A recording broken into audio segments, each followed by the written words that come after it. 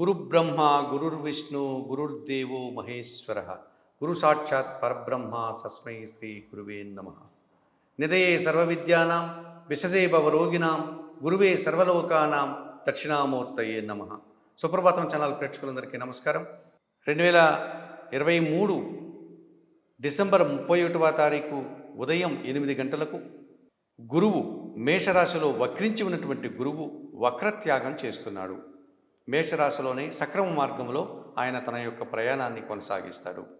ఈ 2023 డిసెంబర్ 31వ తారీఖున గురువు వక్రత్యాగం చేసి మేషరాశిలో సక్రమ మార్గంలో తన ప్రయాణాన్ని కొనసాగించడం వల్ల 12 రాశుల వారికి ఎటువంటి ఫలితాలు ఉంటాయి అన్న విషయాన్ని ఇప్పుడు మనం తెలుసుకోబోతున్నాం.